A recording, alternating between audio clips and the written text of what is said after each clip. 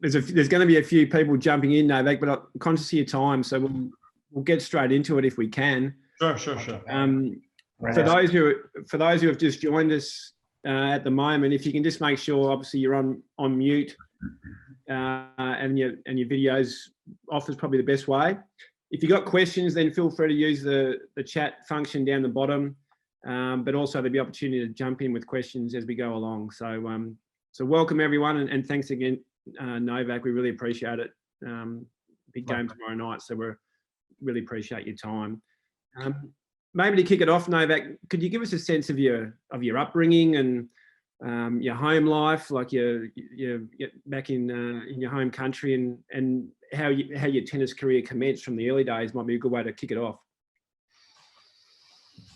Well, I come from Serbia, and it's Southeast Europe, Balkan area, very hilly, I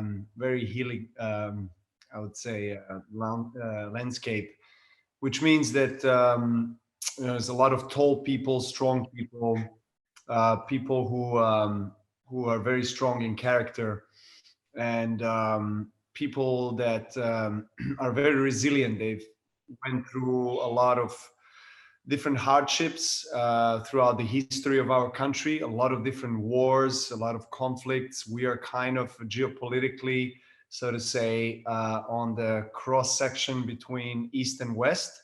So there's a lot of influence from West and East, and that's where in Serbia and basically in our region, that's where they collide. And unfortunately for us, that has caused a lot of conflict. And I have been myself through several wars.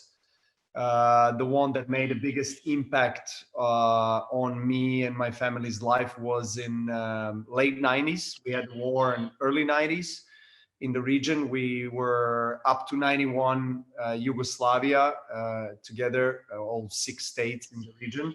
And then that broke up.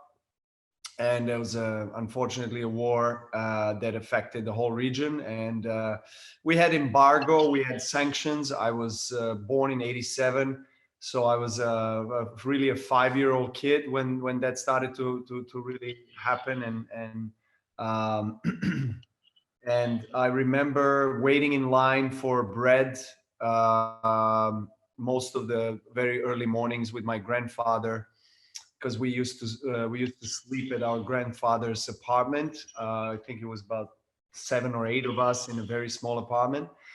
It was just one of those things in life where if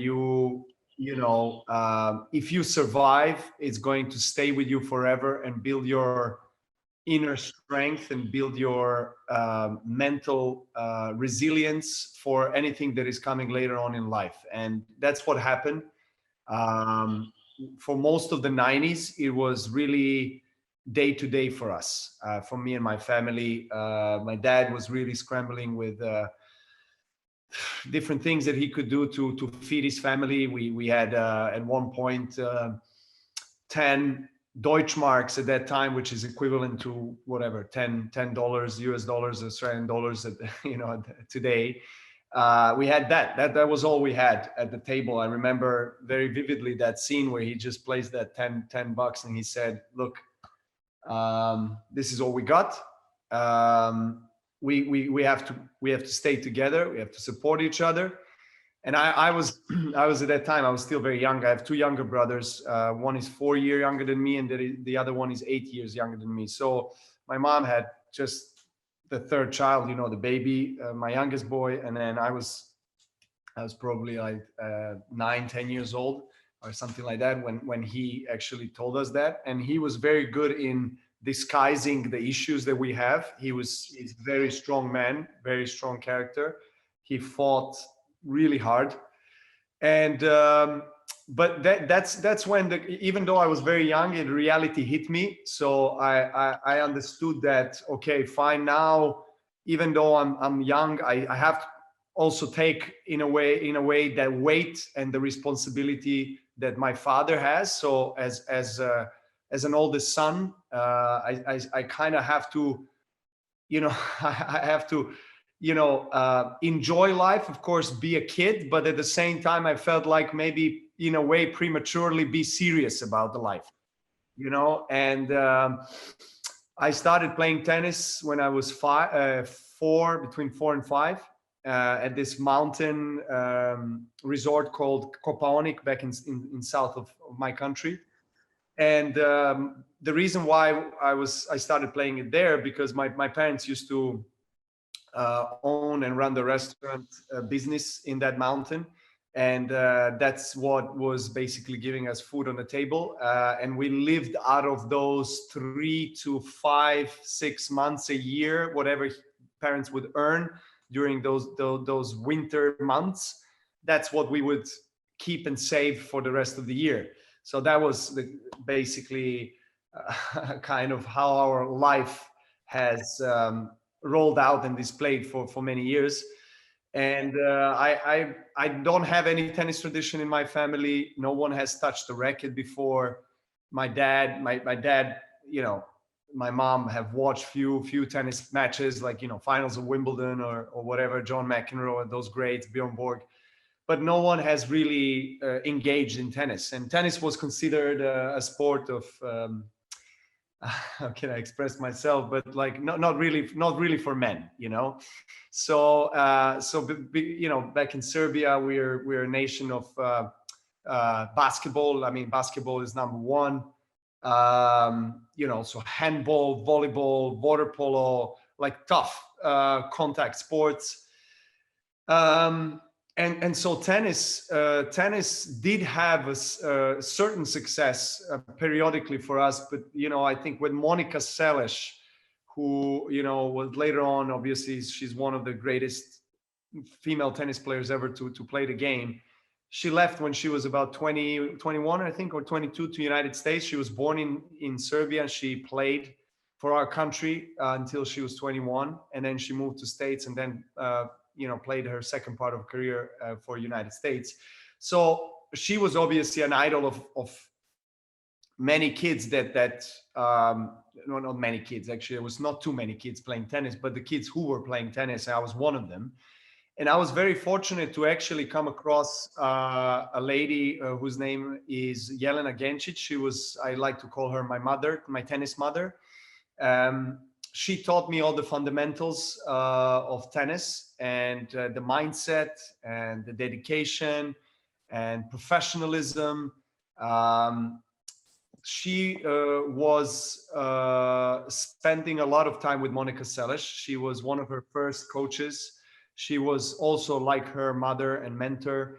And so she basically brought all that experience and knowledge from Monica's time spent with her to me. And I was only 7, 8 years old. I just started school. She would take me after tennis practices to go to her house, listen to classical music. We would listen to Mozart, Beethoven. I mean, everybody. And I had to like literally, that was probably the first introduction to kind of mindfulness training and meditation, right? I mean, at that time I didn't even know what it is, but she was very keen on me listening to classical music and also reading poetry and doing a analysis of tennis matches, just watching tennis greats, both male and female, doing seeing what they do right, and learning and absorbing. And I would do that a couple of times a week with her, other than my other days where I would do the homework. So my days were quite full, and I was I'm very thankful that I had this time with her, because my early beginnings were influenced in a very positive way. Because I was surrounded with the key people like herself that just genuinely believed in me, in my talent, recognized the talent, but also worked alongside my parents to support and facilitate the talent and the potential that I had. Because if my parents, and particularly my dad, who was the strong figure of the house, and if they didn't allow Jelena Gencic to have so much influence on me and to guide me in a way through life, not just tennis court, but just through life, then I don't think that things will turn out the same way that they turned out at the moment. I mean, at that time, and I wouldn't probably be the same person or player that I am. But they had trust in her. She gained that trust. She was very open, very transparent. She had obviously a lot of credibility because of the, Monica Seles and people she worked with priorly. But most of all, she, alongside my parents, believed in my talent more than anybody else. As I said, again, we don't come from a tennis tradition. Tennis before, my generation, other than Monica, was never a big deal in our country. So infrastructure, system, nothing, right? There's no national center. There's no training center. It's like literally everything is private. So you have to be fortunate to run into the people that really know this sport, or just go abroad, which we didn't have a chance because we were locked because of the war. So it was very, very unique circumstances that I was in. But I believe in destiny. I really believe in. I don't think there is any coincidence in life. I feel everything happens for a reason, and I am looking back at all of this. Moments in my upbringing as something that really defined me and something that strengthened my dreams and desires to pursue those dreams. But it also, on the other hand, made me humble about life and made me more appreciative of everything that I achieve, or that everything that I get and that I have. I try to always remind myself of that early beginnings and where I was at that time and how it all started. And that kind of brings me into balance. Sorry for the long intro, but that was like, I try to cover everything. No, it's a fantastic summary. Thanks, Novak.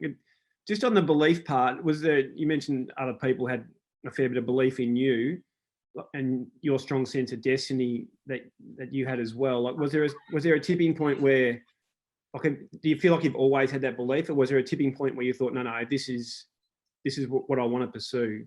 This is where I want to go. And the belief from the other people around you obviously complemented what you were feeling yourself? Well, that's a very good question, because belief is a word that is thrown around very often. How I like to describe it is that, belief is only a word if you don't embody it, if you don't really truly live it and feel it. And that's and one is connected to another. So I mean, anything that you say in life, to yourself as an encouragement or self-criticism, has an effect only when you actually feel the resonance of that word in your whole body, and then it starts to manifest in your life. I believe in law of attraction. I truly believe in universe meeting your demands and in your wishes, whatever they are. Whether you are willing to achieve something great, or you want to be healthy and you really try to live that, or something else. It just really depends on where you are vibrating at the moment. So belief was instilled very early in me by my parents and Jelena, my tennis mother in particular. But it was a kind of like, well, I don't want to say, it was not a fiction. It was not one of these things that you want to just tell to yourself, I believe in myself, just for the sake of someone else hearing it, or for the sake of you satisfying maybe your own ego, because people tell you got to be positive in life and have a positive, optimistic view of things. And then you tell yourself, well, I believe in myself. But you truly, inside, deep inside, do you really believe in yourself or not? That's the key. Not really what is happening on the surface. But in order for you actually, I have to speak on my own behalf. In order for me to For me to truly feel that from deep inside, I had to repeat and make it a habit and make it a routine to myself. And really, not just by repeating that sentence that I believe in myself, I believe in my dreams, and I know that I will live my dream and I will achieve it one day.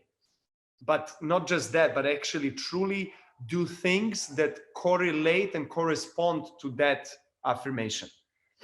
You know, for example, if you don't have this synchronicity between your words and your actions, it's very simple. The result is not going to be what you wanted it to be. I'll give you, you know, whatever, everyday example. I mean, in tennis, as an individual sport, even more so, you have to rely on yourself, because you don't have anybody to replace you, substitute you. If you're having a bad day, a bad 5 minutes, if you have a bad 5-10 minutes, you're gone. That's it. Match is done.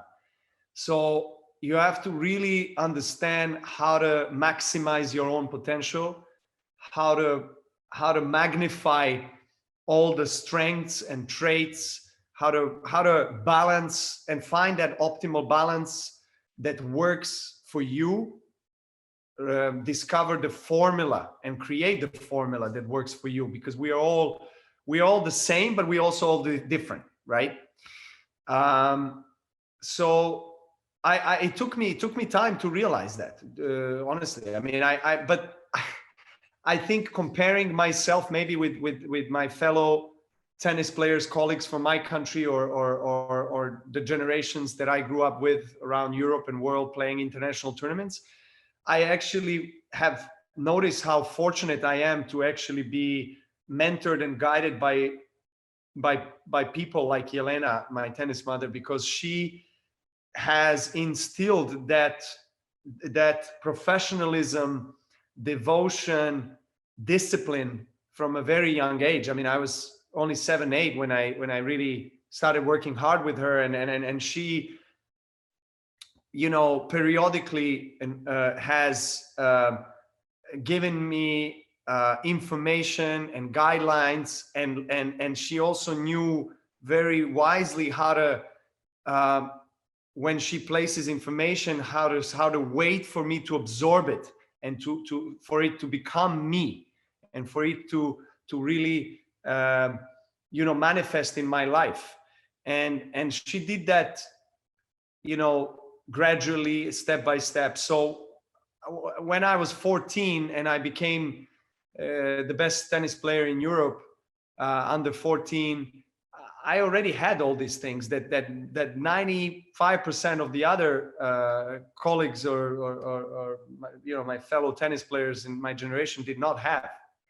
I could see that they still, you know, didn't mature to that level where they needed to actually, they needed to exert a lot of energy and force themselves to be disciplined, and, you know, and force themselves that once they step out of the tennis court and they go out from their training center, that they still have to live the life and organize their lifestyle to be complementary to what their desires and wishes are.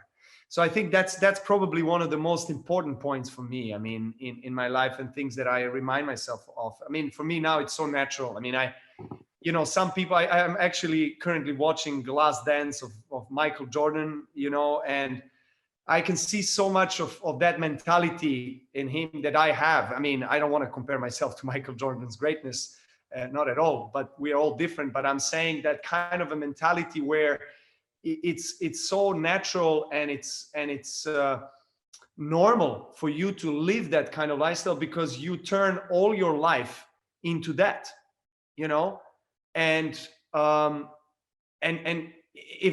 it just depends how much do you want it, really. And if you really want to be the best in the world, or whatever it is, or best in your country, or best in your club, or whatever it is, then you have to step out of the comfort zone, and you have to go into the unknown, you know, in order to grow. It's as simple as that. You cannot grow if you're in comfort zone.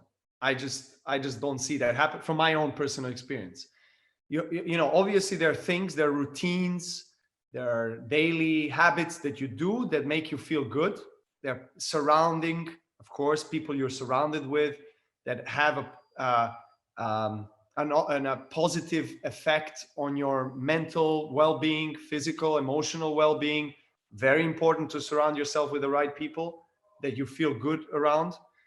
But in the end of the day, you know, if you really want to grow, you really have to understand that there are things that you have to get rid of for the sake of growing to the next level. And I know that's, you know, it seems like a cliche, and it's much easier said than done. Actually, there's a lot of difficulty and it's very challenging for an athlete to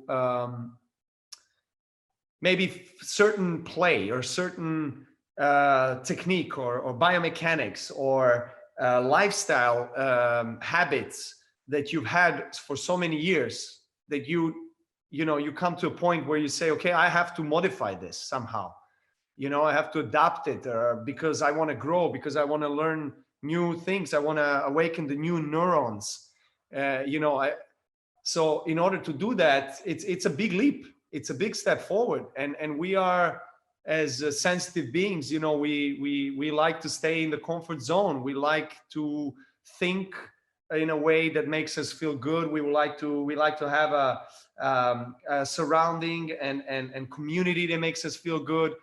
So sometimes it's not easy to maybe not hang out with the friends that were your childhood friends, but they don't, maybe I don't want to say, maybe they don't resonate on the same frequency as you. You know, I don't say they are worse or better than you. It's just that it's necessary sometimes to make a change, you know, and to move on into this direction that is taking you, and that you feel deep in your heart is the right thing for yourself. Of course, collectively, you always, I drive a lot of, I take a lot of motivation and a lot of inspiration from the fact of thinking that everything that I do has a contribution to the community, to my country, to my family, to people around the world that watch this sport, that know me.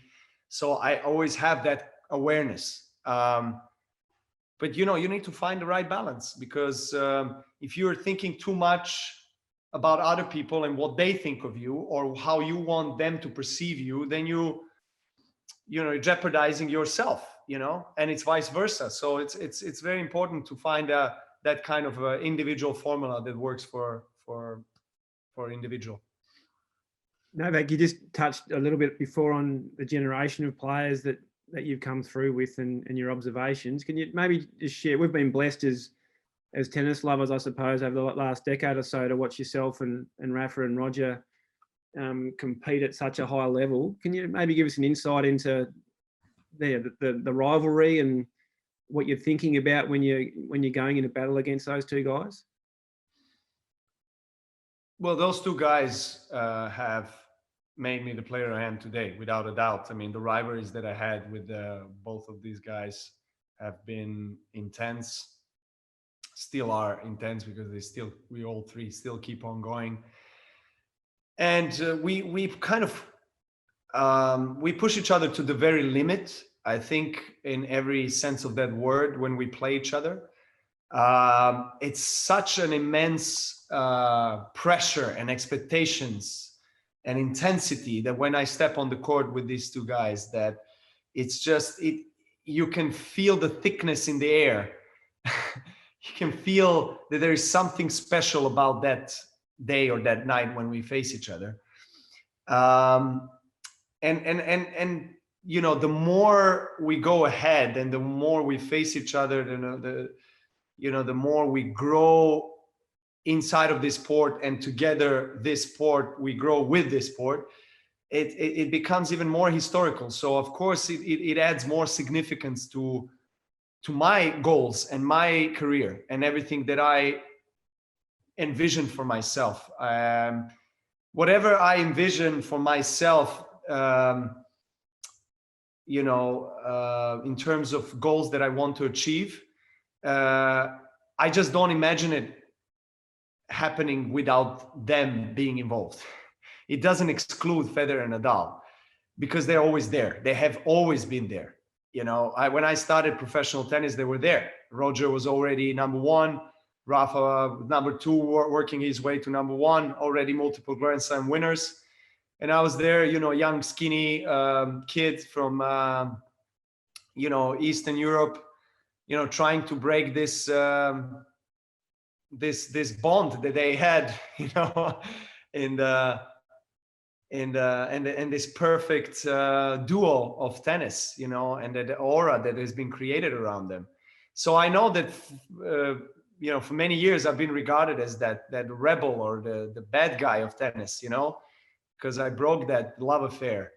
But it's fine, because I like the fact that we all have our own individual roles in tennis and in sport. I feel like we all contribute in our own unique way. All three of us have a different styles of play. We have a different personalities, different character. But you know, one thing that we always had for each other is mutual respect. And I think that's something that I commend both of them for that. They've always been very respectful. You know, we are all fighters, and we all battle, and we all try to win against each other. And that's the winning mentality that we have nurtured for so many years. And that's going to be there, you know, for as long as we compete. But I think, you know, we always knew that, you know, sport is greater than all of us, you know. So we always respected tennis, everything that tennis has brought to us, and what it allowed to us to do and to achieve. And I think we all value the rivalries that we had over the years, because we understand that those rivalries have definitely made us the players that we are today. I think, you know, without a doubt, Rafa and Roger are my greatest rivals, my greatest competitors, you know, greatest players I ever faced. And after more than 15 years of competing with these guys, we still keep on going, and it's really impressive. I mean, Roger is almost 40 years old. You know, Rafa is what, 34, I'm 33, but you know, it seems like we were going toe to toe, and no one wants to be the first one retiring, if you know what I mean. It's like Roger, obviously because of his age, he's older than us, but you know, but he's also very smart with his body and well-being, and his tennis is probably the best biomechanically and technically seeing at the tennis game, is probably as perfect of a player that you will ever have. So I think that helped him over the years to keep his well-being and manage his schedule right, and peak at the right time, and have the longevity that he has had.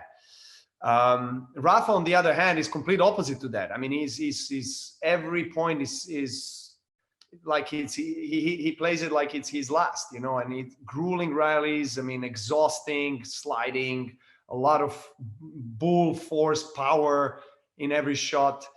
But he faced a lot of injuries, definitely, you know, much more than Roger and myself, but he still keeps going. And I mean, the Rafa's dedication and perseverance is something that is really out of this planet, to be honest. I mean, I really admire him for that, very, very much. So yeah, I mean, this is the story of the big three guys in the tennis, and I know there's a lot of debate going on, you know, who is the biggest of all time, greatest of all time. I saw Michael Jordan discussing that debate in basketball in his Last Dance series, and I really liked his answer. It's exactly, I share the same opinion as he does. We can't compare the generations, you know. I understand people, you know, in this generation, they want to say, well, you know, he's the greatest because, you know, we've seen him play. They haven't seen players played 40, 50 years ago because they were not alive. So, I mean, and it was different equipment. It was just a different athleticism. It's just a different time. So it's very difficult to say, there's a lot of assumptions of what if this happened, what if this guy had this skills or this shoes or this racket, what if Bjorn Borg didn't stop his career when he was 26, when he had 11 Grand Slams.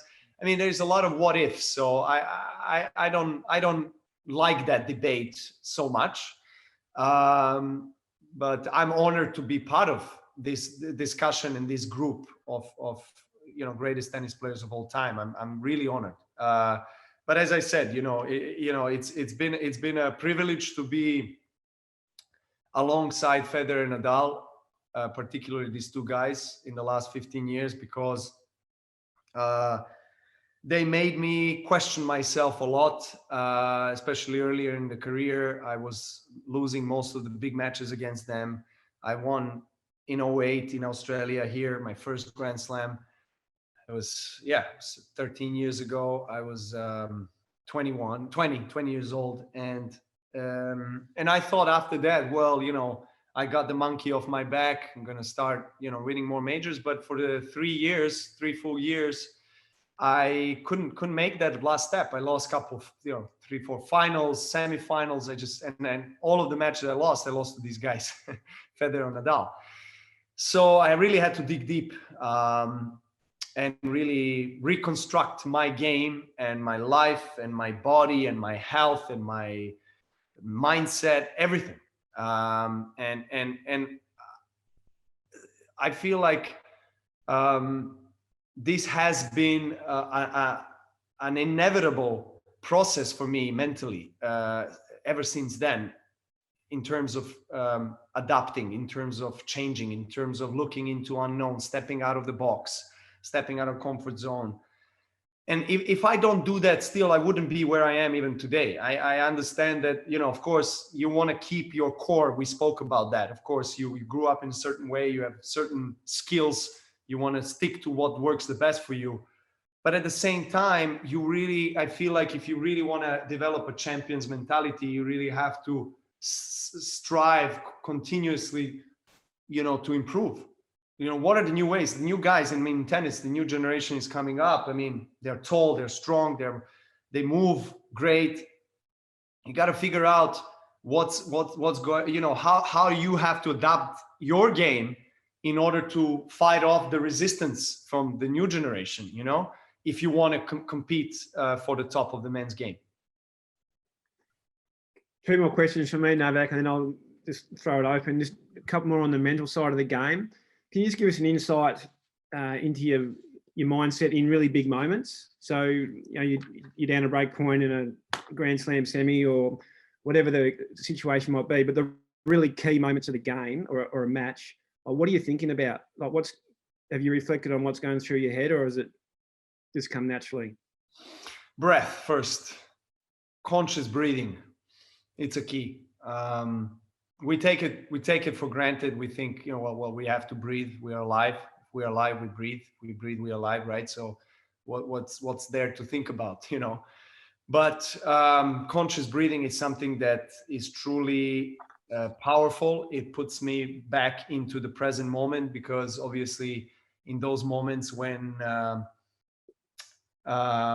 match can go different ways, you obviously are thinking about millions of things, and when you are under stress, different emotions, anxiety, fear, pressure is trying to take over the control of you. And that's where I feel like whatever brings me to the present moment and focusing only on the next point is working its magic right for me at that point. So that's breath, number one. Because when I'm in my thoughts, I forget about breathing, and I'm like, I'm in the past, regretting for something that has already happened, or I'm in the future of what if this happens, what if that happens. So I think the most efficient way and quickest way to go back to the present moment is conscious breathing. There are various techniques and various methods of breathing, you know, that are out there. I invite everybody to experiment with different techniques that they feel like can work for them. I myself use, you know, different things for different moments and different states that I'm in. But sometimes even just a simple focus on the breath, even just thinking about breath, that's all you need, is good enough, basically. And because it puts you back into the balance, you know, and it just somehow blocks all the distractions from your mind first, because you are your biggest competitor always, but also the things that are happening on the stands or whatever, you know, outside your field. The last question for me, just around like 2016, you held all 4 Grand Slam titles. It was the first time since 1969 when Rod Laver held it. So you're at the top of your game, and then 2017, you know, you had the elbow injury, and you spoke quite openly around what you learned during that time when you were injured and being away from the game, a game that you obviously loved so much and had achieved so much. Can you maybe share, what your reflections and learnings were during that time when you were injured, and how you worked your way back to be number one again? Well, it was my first major injury. I had injuries, obviously, as anybody else, that kept me. Maybe the biggest injury before that one in 2017 was it kept me away from tour maybe in 2 months, a month and a half. So nothing too big, so to say. But elbow injury that I had, that I've dragged along for a year and a half, playing under painkillers, was a real issue, and I didn't address it well at the beginning, and it kind of backfired at me. And I'm sure that all the athletes on this call understand, you know, the ones that have been through an injury, what that means. But you kind of learn from the experience, you know, you learn your lesson. I was hoping that somehow the pain will dissipate, or it will heal when I have some breaks. But, you know, tennis season is 11 out of 12 months. I mean, it's extremely long season, longest in all sports. I mean, you constantly in competition, going from one tournament to another. And unless you take a significant break, you can't really heal properly, especially from that kind of injury that I had. So it came to the point where I could not play anymore, and I played quarterfinals of Wimbledon in 2017, and I retired my match after the first set. I couldn't serve anymore. I was under the strongest anti-inflammatories, painkillers, you name it. It wasn't to be. And then I realized, and it was a huge relief for me, to be honest, because I was not ready to make that call myself. If you know what I mean. I wasn't ready to say, okay, now I'm going to stop. I'm not going to make even more damage. I'm just going to stop now, heal it, whatever. I wasn't ready. You know, I was going and hoping some miracle will happen. But I wasn't treating the elbow in the right way, and that's what happened. And then I had to take, let's say, 6 to 8 months off, and I did a surgery, and very soon after surgery, I came back. I was playing the worst tennis of my life, of my professional career. I dropped the rankings to 20, 22, 23. In the world, which is great, but I mean, for me, for my standards and in my level, was not good. And I reunited with my team, because the team that I had from the early stages of my professional career, I stopped working with them, with my physio, my fitness coach, and my tennis coach when I got injured.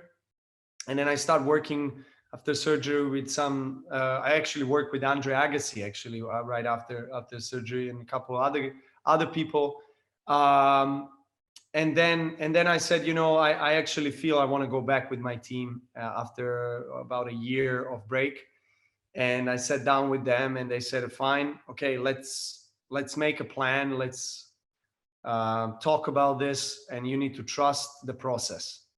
So that's what I've done. I trust the process. I started, well, back, I think mid-February, and I dropped my rankings by, you know, by April, I dropped to 22. And the idea basically, and the vision was for me to peak and to be able to actually play the best tennis in September in US Open. And that's where I was hoping that I could have a run for the title on one of the 4 slams, right? But it happened, fortunately for me, earlier in Wimbledon. I won Wimbledon in 2018, and it kind of caught us all by surprise in a way, you know. And then I won many matches in a row. I won like 4 or 5 tournaments in a row. I won US Open as well. I ended the year as number 1. It all happened, you know, within less than 6 months, and it was incredible. I mean, it was really amazing experience that I always have very high aspirations and expectations of myself, and I always want to win every single match that I play. I always want to be the best. But I myself, knowing how I felt and how I played, didn't think that I will reach the peak that quickly.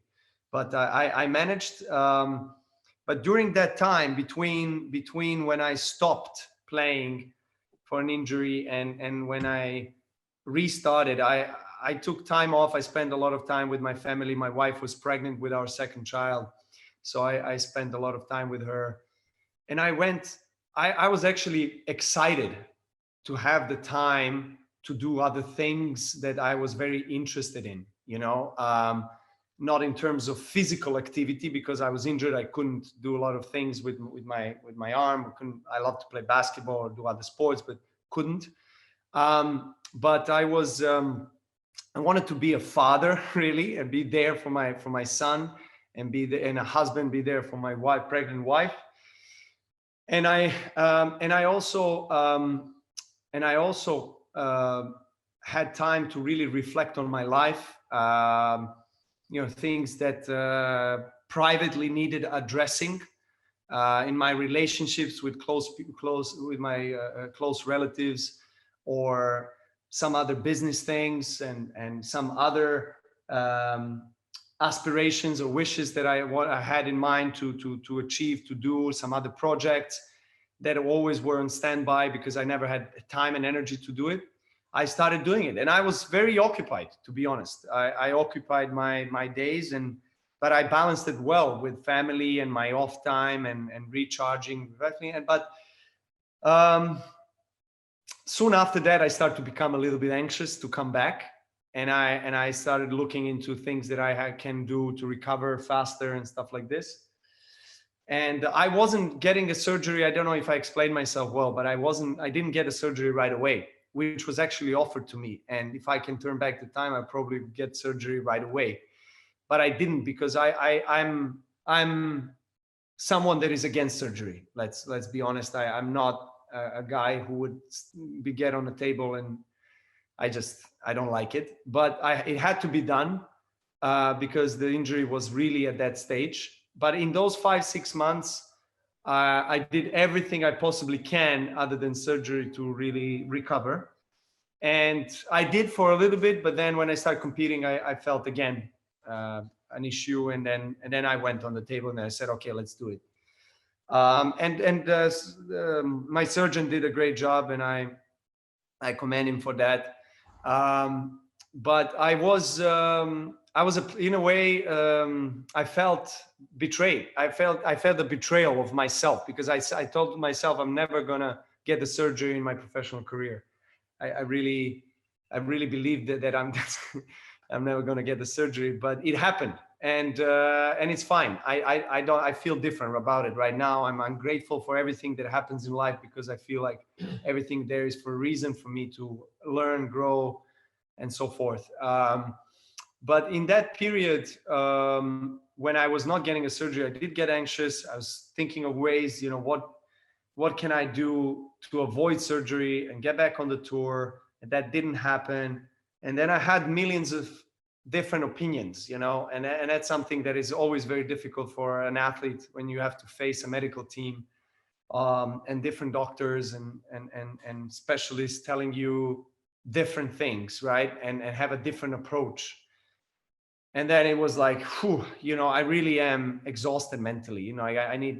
I just need to get away from everything, which I did. And then I started training and it was okay. But then as I said, I started competing in the first couple of tournaments. I felt it. And then I knew at that instance, I'm going to have to get on the table. And then after the surgery, that several months before I actually got back on my level, I experienced something that I never experienced in my professional career. I was losing to the matches against the guys that I never lost against, and that would beat me badly. And I was not myself on the court. I had no confidence. I was still looking for the right service motion. I was still, had scars from the surgery, mental scars as well, emotionally, because I was still, felt insecure about my game. And if you're hesitant in a very dynamic sport as tennis, unfortunately, it just backfires, and you are unable to win the match. So I went on a losing streak, and then I had to dig deep, I think, mentally, really, and I had to do a lot of internal work with some of the life coaches that I have around me, some psychologists, and my parents, my wife, that is always a great counsel to me, and my team, my coaches. I spoke to a lot of people and that I have really full trust in, and everything they said, they were right in terms of patience, trusting the process, taking me back to that state of where I reside, in a way, where I always resided, and where I excel. But I was at the beginning, when I was looking at them and listening to them and seeing that as like, well, it's easier from your perspective. You don't know how I feel. I don't know. There was something in me that was fighting. I had this internal battle. And it took me a few months really to come to an understanding of what needs to be done, and for everything to digest, so to say, and to settle in. So in order to come to terms, it took me about 2 to 3 months, and I learned a lot of things. I learned that what the term of trusting the process really means. I learned that how it feels to drop significantly the level of the play, which had never happened to me. I was very fortunate since day one of my professional tennis. My trajectory was going upwards always in terms of quality of tennis, results, everything, and maintained that level over the years. But there was a time when I just hit the bottom, and it was like, okay, this is how it feels like, fine. And then at the beginning I was quite reluctant to it. I was fighting it, and then I let it go, and then I accepted it. But it took me a while. It took me some time. I guess it's just each one of us has to figure out how much time it takes you to absorb certain things. Some of us do it quicker, some of us slower, and that's fine. We all are different in the end of the day. Thanks, Novak. Fantastic insights. We've got 50 odd people on the call here, so let's throw it open, guys. If there's anyone out there who wants to throw a question or a comment at Novak, then please jump in. Nice. Okay. Yeah. And I'll answer a few questions if somebody has a question. Okay. You wanna say a few things, Ben? Yeah, It's a familiar face here. I've got a quick question if I can. Sorry, Eduardo, but He makes the best bread, by the way. Amazing. And sourdough. Sourdough. Crazy. Sourdough. So I've observed you, for the last 3 weeks in your preparation, and I can vouch for the fact that everything you do 24 hours a day is geared towards one goal at the moment, which is obviously winning your tennis matches, getting your body in the right. Yes. Whether it's meditation, yoga, every piece of food that you put into your mouth. How important do you see that, the off-field preparation, as we call it, Yes. to your success? Well, it reflects fully to my performance. Everything I do off the court. That's going back to the beginning of the chat we had, when I was saying that, that discipline that was instilled in me, and kind of a mindset that this is the normal life and this is the normal approach and normal thinking. Everything else is just, it's not supposed to be there. So I was very young when I had that, and I was very fortunate, very lucky to already develop that kind of a discipline. But for me, it's not even a discipline, as I said. It's a very natural thing. It's a lifestyle that I choose. If I choose to do something, if I choose to, if I dare to dream to achieve something, and if I have a goal, I'm going to make sure that I do everything in a correct way as much as I possibly can. Of course, in the end of the day, it's in God's hands whether you win or not. I mean, you can't win them all, but I'm going to try to do my very best and off-court stuff in order to excel on court, whether it's relationships, whether it's nutrition, whether it's recovery, physio, the off time, whatever it is. I mean, I was actually touching upon that, upon the subject of the surrounding of maybe not hanging out with the people that you always hang out with or something like this. I had to also, end some friendly relationships that I had with people that I knew from young age. It was not just me. It was just, it happened because we didn't resonate anymore. Right? I didn't find a mutual language anymore. That weren't no, that would be selfish. That would be selfish. It's not coming from that source. It's not coming from like, you don't serve me, I don't care.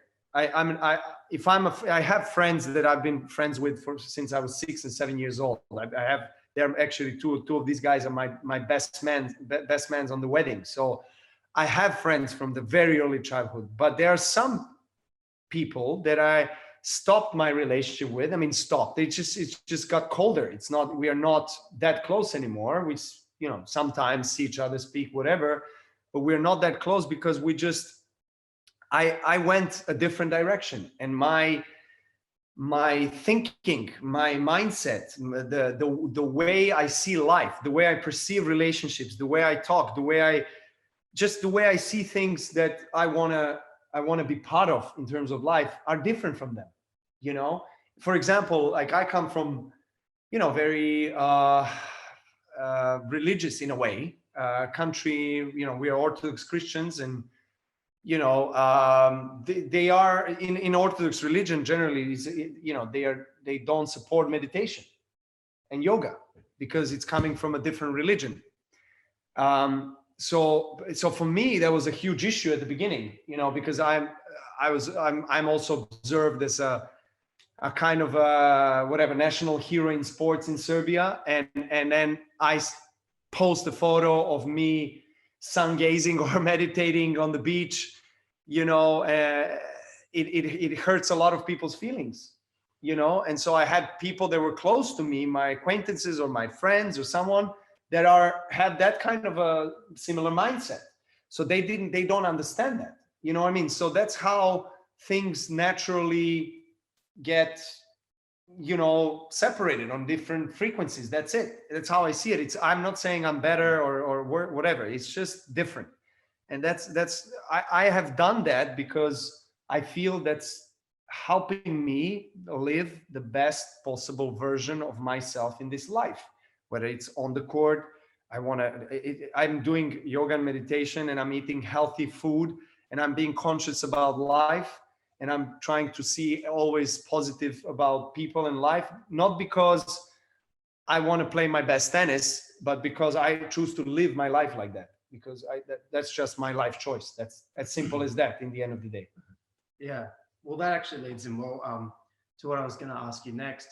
The other day you spoke about the importance of finding a reason why you do what you do, and finding a purpose for what you do. Yeah. So could you talk a little bit about the importance of finding a purpose for everything you do, the reason you play tennis, Yeah. the reason someone would play football? Yeah, it was a good conversation the other day we had. Well, we talked about love, right? I mean, and love is something in the men's world that is still a little bit sensitive topic to talk about. When you talk about love, then it has to include your partner, right? But I feel huge love and passion for sport, for tennis, for sport in general, but for tennis, and I still see a big purpose of me still competing in tennis because of that pure emotion and intention that I had when I was a 5-year-old boy, when I grabbed the racket for the first time. I mean, I still feel joy and happiness when I play, when I practice, when I play, because it awakens the inner child in me. It's not always like that. Of course, I have bad days as anybody else. Sometimes I really hate it. I don't enjoy it. No, I don't want to say I hate it. I don't hate it, but I just sometimes don't enjoy it, and it just frustrates me, which is normal. But most of the time, I'm just feeling like it's a love affair with tennis, and that's why I still keep on playing.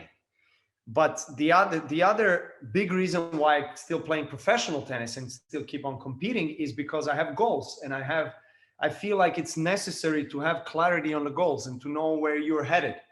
If you don't have goals, if you're saying, well, I don't know, I'll see how it goes, it's going to be tough to direct your energy, your focus, your intentions into something that is very unprecise or not defined. So that's why I think for professional athletes, it's very important to say, what is the long-term goal? What is the short-term goal? How do I achieve both? And how do I get from point A, where I am at the moment, to point B, where is my goal? How do I narrow the gap? And what are the things that I do in life, everyday life? All these things that we mentioned, how do they affect me and my state of being and my state of living in order to perform my best? It's as simple as that. Because no one else can really help you to that extent as much as you can help yourself. You have to be the first one, whether you're in team sports or individual sport, doesn't matter. You hold the power in your hands, and as long as you rely all your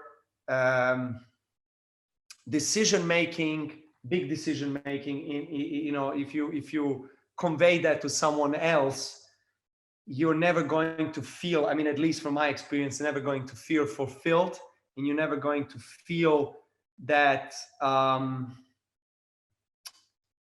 don't want to say that you're in a control, because you need to be in a control in a way, right? You need to say, I own my life. This is my life. This is my choice. I play tennis, I play football, I play whatever, because it's my life and my choice. You need to really own that. You need to stand by it. And when you say that to yourself, and when you live it and embody it, then everything else that you do, whether it's nutritional choices or people you're surrounded with, or recovery that you do, or the amount of sleep you have, or whatever it is, where you live, what you do, everything is easier for you to do after, and it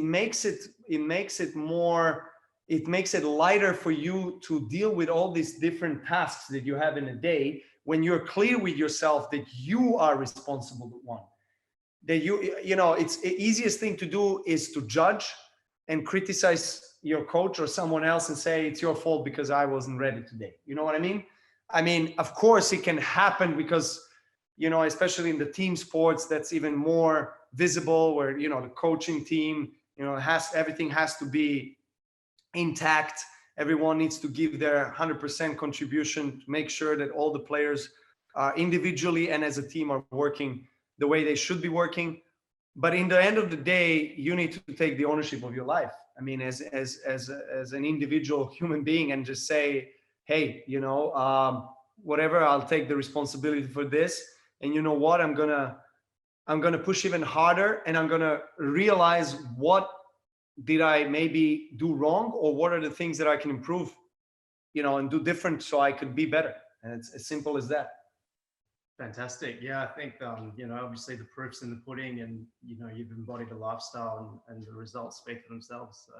Yeah, I mean, it's really, it should be natural to you. Like life, you know, people like, I don't like to hear this so much. I mean, I understand that, you know, you have to work hard. You have to work smart, not hard. Because if you work smart, it means that you realize what your formula is, you and your people, and what works for you the best. Because if he works 20 hours and I work 20 hours, we're going to have different results, right? Maybe I need 18 hours. Maybe he needs 24 hours. I don't know. But that's like, I always liked work smart rather than work hard. Because work hard is very, it's very undefined. It's just, it's very general. It's very general, you know? And you know, of course you need to be disciplined and trust the process and be devoted, of course. But you know, if you are partying 3 nights in a week, if you are eating unhealthy, if you're not sleeping right, if you have traumatic relationships that leave a negative emotional toll on you, to give you just some examples, but you still work 20 hours a day, and it's something is not, you're not getting results. Why is that? Why is that? I mean, and I've seen athletes, and this is another thing, and this is also very, very important. I don't want to name them, but there's some big champions in tennis that I've talked with and so forth, and people that worked as psychologists with those guys and girls that have achieved the greatest heights that you can achieve in one global sport as tennis, and became legends. They're still legends of the sport, but they're unhappy people. They're not fulfilled. Something is missing. Something is lacking. They feel empty. What's going on there? You know what? There is one study that was done. Well, it was like a questionnaire for athletes. And it was run through I think it was an Olympic committee or something like that. It was about 10 years ago. They asked I don't know how many athletes, was hundreds of athletes, if they gave them a magic tablet that would guarantee them the gold medal and the best place in their planet in their sport, but they would die from that tablet after that, would they accept it or not? 80% said yes. That's worrying for me, honestly, because I mean, it's fine that you want to devote your life to that goal of becoming the best in what you do. But let's be honest, how many people here on this call or on this planet, if you ask them a question, what matters the most in life, how many would say health and family and happiness? Probably 99.9%. How many of them live that life? Not many. So what's my point here? My point is that you have to find a balance, because, you know, if you are going to do everything to extremes, whatever that is, because extreme is also extreme is a very relative thing, you know, and then achieve something and be completely unhappy and have your marriage broken, you're separated, you have no communication with the world, you feel unhappy, you're stressed out. You know, what's that life? I mean, that's not life, because, you know, you can play until you're 30, 35, 40, whatever, but then you have to live your life after that. So my point is, like, yes, of course, work towards that, but then also find a balance to be a normal human being other than professional athlete, and work on growing those aspects of your private life as much as you work on your professional life, because they go hand in hand. Awesome. Beautiful. Thank you. Thank you, guys. So, I got to shoot for my recovery now. Novak, we can't thank you enough. You've been incredibly generous with your time, and you've given us some great insights. And yeah, we're just really privileged and humbled that you could give us an hour of your time. Particularly, you've still got some really important matches coming up in the next few days. So thank you, and thank you, Benny. I'm sure you got a great meal lined up for him tonight. And yeah, all the best for the rest of your time in Australia, Novak. All the best to you guys. Thank you so much. It was a John. pleasure. It was a pleasure. Thank you.